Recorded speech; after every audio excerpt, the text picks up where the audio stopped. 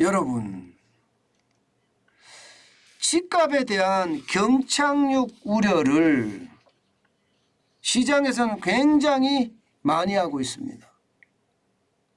여러분, 집값이 폭락하는 경착륙이 되면요, 이게 시장에 주는 충격이 어마어마하기 때문이에요. 부동산 시장만 무너지는 게 아니에요. 경제 전반에 타격을 가져오기 때문에 걱정을 하는 거거든요. 과거에는요, 집값 폭락이 경제 전반의 침체까지 간다 하는 기사는 거의 나오지 않았습니다. 그런데 최근 들어서서 최근 한 일주일 사이에 집값 폭락에 대한 위협이 굉장히 커지고 있고요.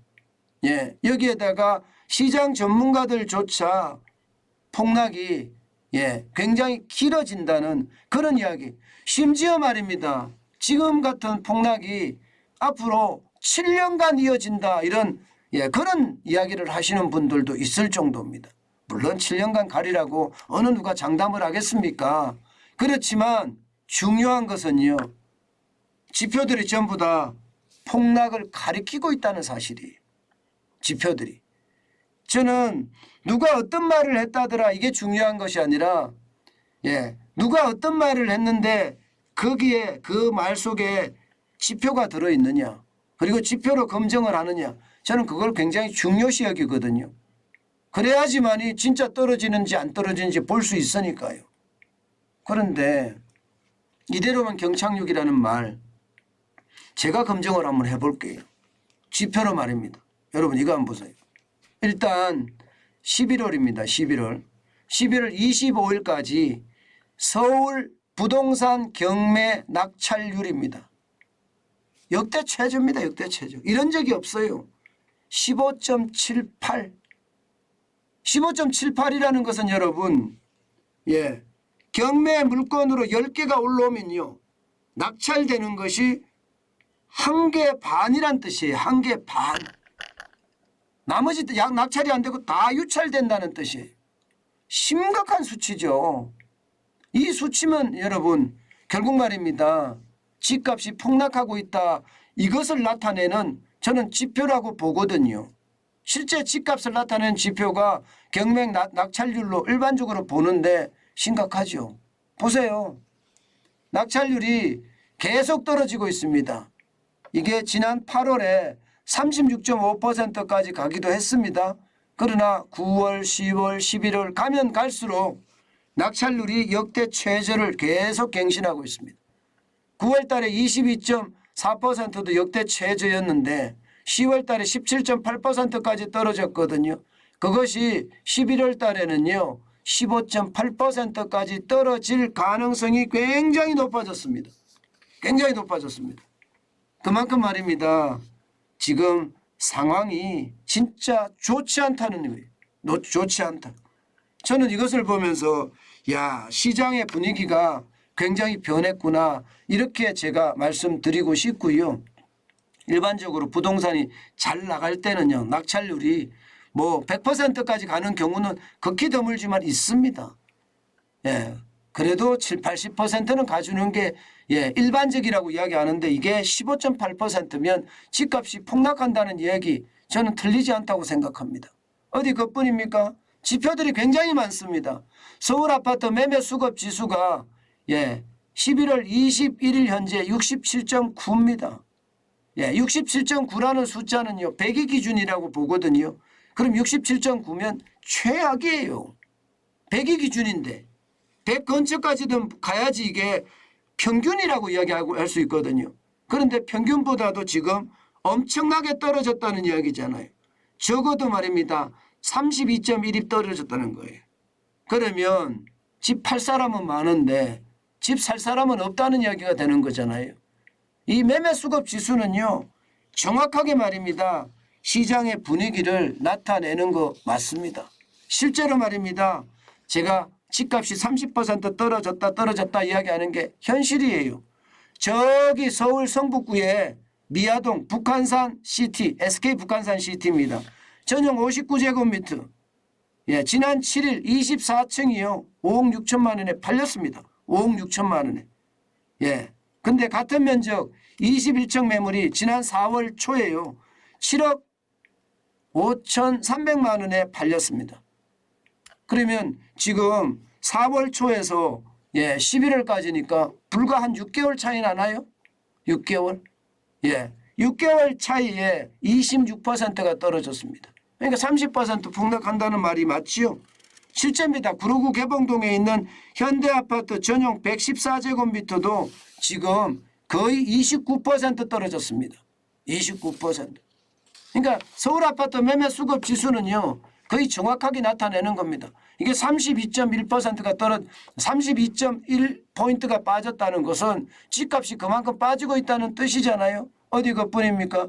제가 지표란 지표는 다 보여드릴 수 있습니다. 서울 아파트 매매 변동률 보세요. 여러분 보시다시피 11월 셋째 주가 마이너스 0.52예요. 역대 최대폭 하락입니다. 역대 최대폭.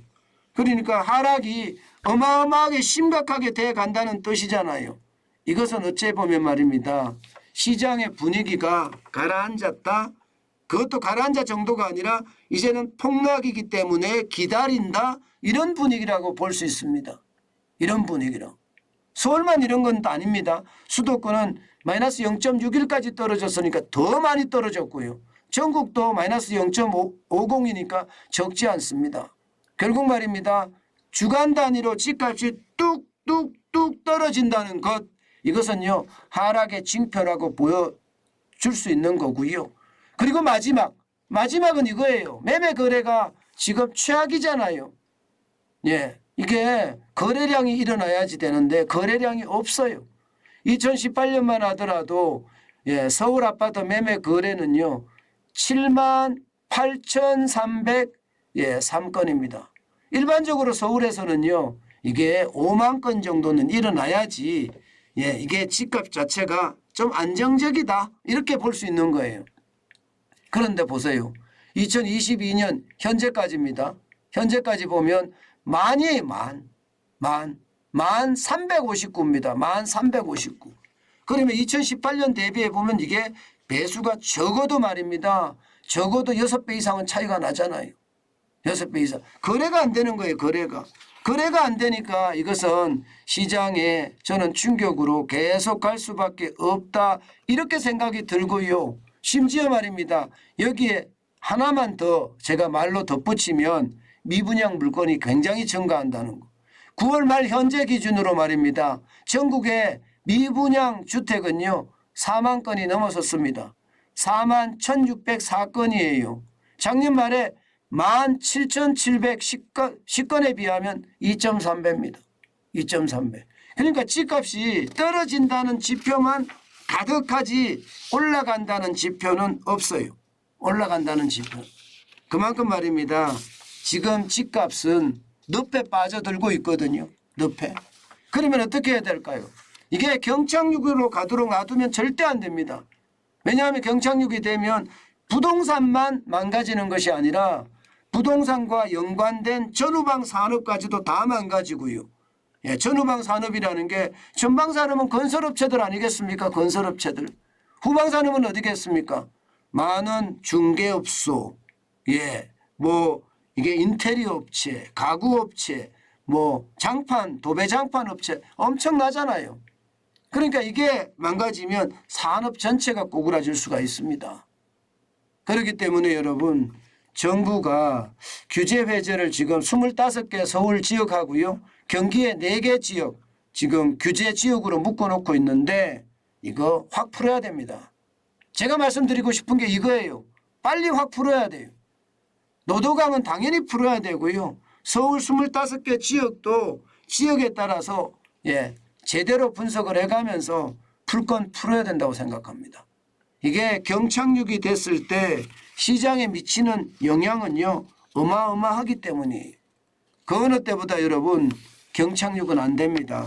연착륙으로 막아야 되는데 지금 시장에 대한 면밀한 조사 필요하다고 생각합니다.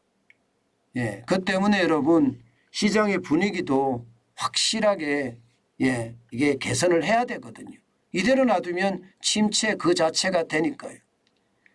여러분 제가 여러분들에게 지금 여러 가지 지표로 집값이 떨어질 수밖에 없는 상황이다. 이 말씀 드리고 있잖아요. 이러니까 여러분 아마도 많은 분들이 나 지금 집 살 기회가 될 수가 있겠어 이런 생각을 하실 거예요. 맞습니다.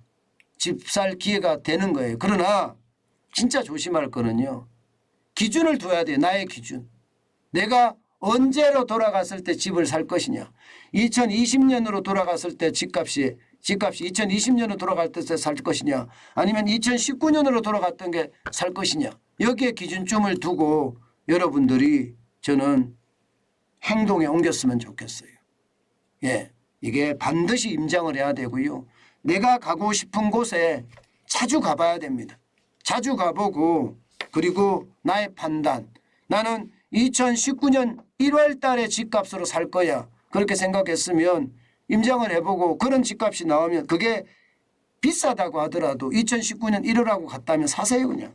여러분이 결정하신 대로 하시는 게 좋습니다. 좀 비싸다고 하더라도요. 이게 여러분 모든 걸 최저점에 산다? 이것은 불가능하니까요. 예, 너무 최저점에 욕심은 내지 마시고 임장을 하면서 내가 가야 될 곳에 대한 어떤 고민을 많이 해보는 것은 어떨까 싶습니다. 그게 돈 버는 비결이기도 하고요. 그래서 제가 돈 쌓으라는 이야기 하잖아요. 아직은 바닥이 아닌 것 같아요. 제가 봐서는요. 예, 아직은 바닥이 아니고 금리가 내린다는 이야기가 나오면 부동산이 좀 좋아질까 그런 생각은 해요. 근데 금리가 내린다는 이야기가 당분간 나오기가 쉽지 않습니다. 그렇기 때문에 당분간 집값은 떨어진다. 예, 저는 그렇게 생각합니다. 예, 여러분 시장의 분위기 굉장히 지금 열악하다 이렇게 생각이 들거든요. 예, 이럴 때 시장을 자주 다니시는 거 굉장히 저는 중요하게 생각합니다.